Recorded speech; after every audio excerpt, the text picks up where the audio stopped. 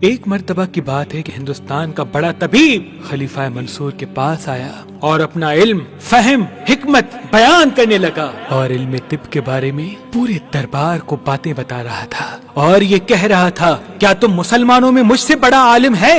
منصور نے سوچا کہ اس طبیب کو کیسے چپ کروایا جائے۔ بالآخر منصور کے تمام وزیروں نے یہ مشورہ دیا کہ اس کو ایک ہی انسان چپ کروا سکتا ہے، وہ ہے نواسائے رسول، امام وقت، امام جعفر صادق علیہ السلام۔ بس تو منصور نے امام کی خدمت میں پیغام بھجوایا کہ آپ آئیں اور اس مشرک کے تکبر کا جواب دیں۔ امام جعفر صادق علیہ السلام جب دربار آ پہنچے تو سب امام کے احترام میں اٹھ کھڑے ہوئے۔ جب اس طبیب نے دیکھا کہ وقت کا بادشاہ اور تمام مشیر امام جعفر صادق کی تعظیم کر رہے ہیں تو وہ امام جعفر صادق علیہ السلام کو دیکھ کے کہنے لگا، اگر آپ بھی مجھ سے کچھ پوچھنا چاہتے ہیں تو پوچھ سکتے ہیں۔ امام جعفر صادق علیہ السلام نے مسکرا کے فرمایا، اے طبیب، میں تم سے کیا پوچھوں کیونکہ میں تو تم سے زیادہ علم رکھتا ہوں۔ طبیب کہنے لگا، جتنی کتابیں طب کی میں نے پڑھی ہیں، لکھی ہیں، اس زمین پہ شاید ہی کسی نے لکھی ہوں، اور آپ مجھ سے زیادہ جانتے ہیں۔ اچھا تو بتائیں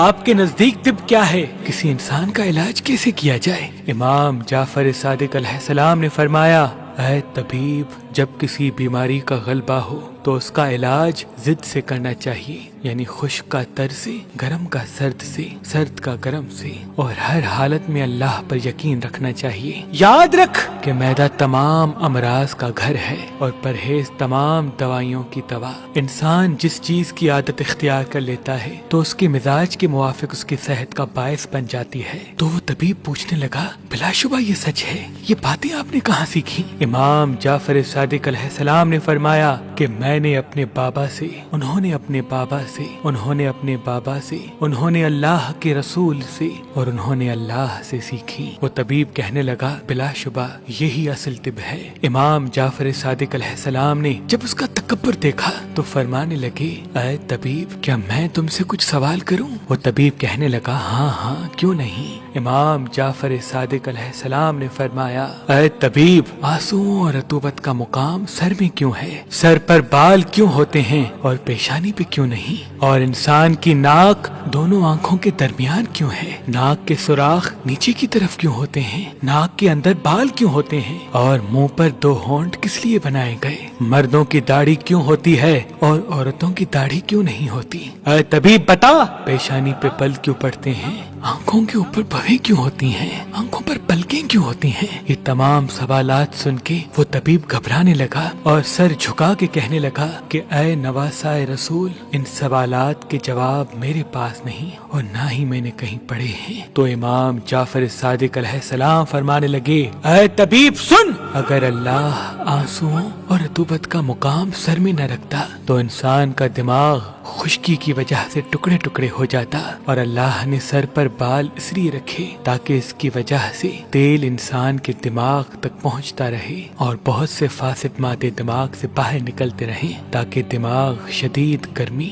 یا شدید سردی سے محفوظ رہے۔ اور پیشانی پہ بال اس لیے نہیں ہوتے کیونکہ اس جگہ سے آنکھوں تک نور پہنچتا ہے اور اللہ نے اس جگہ کو سجدے کے لیے منتخب کیا، اور پیشانی پہ بل اس لیے آتے ہیں تاکہ سر کا پسینہ آنکھوں تک نہ پہنچے یا پسینہ شکنوں میں ٹھہر جائے اور انسان اس کو آسانی سے پہنچ لے۔ آنکھوں پر بھویں اس لیے ہیں تاکہ تیز روشنی آنکھوں کو تکلیف نہ دے، اور آنکھوں پر پلکیں اس لیے ہیں تاکہ انسان تیز ہوا اور مٹی سے آسانی سے اپنی آنکھوں کی حفاظت کر سکے۔ اور اللہ نے ناک کو آنکھوں کے بیچ میں اس لیے رکھا تاکہ متناسب لگے، اور ناک کے سوراخ نیچے کی طرف اس لیے رکھے تاکہ دماغی رطوبت ناک کے وسیلے سے آسانی سے خارج ہو سکے۔ اور کھانے کے وقت جو غذا انسان کھانا چاہے جب وہ منہ کے قریب آئے تو ناک اسے آرام سے سونگھ سکے کہ یہ غذا کھانے کے قابل ہے یا نہیں۔ اور ناک کے سوراخ کے اندر بال اس لیے پیدا کیے تاکہ ہوا میں موجود مٹی فوراً اندر نہ جا سکے۔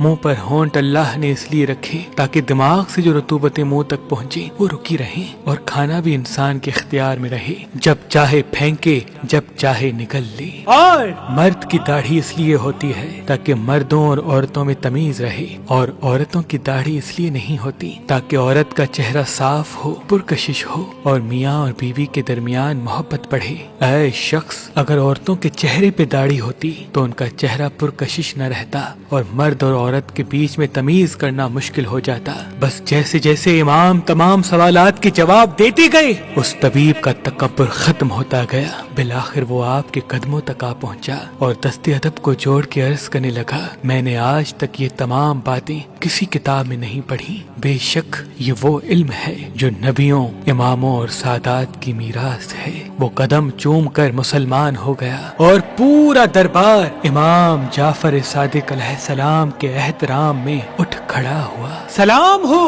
इमामों के इमाम, इमाम जाफर सादिक अलैहिस्सलाम। अगर आप शादी करना चाहते हैं लेकिन आपको अच्छा रिश्ता नहीं मिलता, अल्लाह के करम से हमारे पास पाकिस्तान से बाहर और पाकिस्तान में भी मुख्तलिफ मसलक और मजहब के रिश्ते मौजूद हैं। तो अभी हमारी वेबसाइट मेहरबानी.com पे आएं, शादी का फॉर्म फिल करें और अपने लिए एक अच्छा रिश्ता हासिल करें। आप अपने लिए एक अच्छा रिश्ता हमारी एप्लीकेशन मेहरबान अली, जो गूगल प्ले स्टोर और iPhone ऐप स्टोर पे मौजूद है, उनसे भी हासिल कर सकते हैं। मजीद मालूमात के लिए हमारे नंबर पे कॉल करें। अल्लाह आपको सलामत रखे।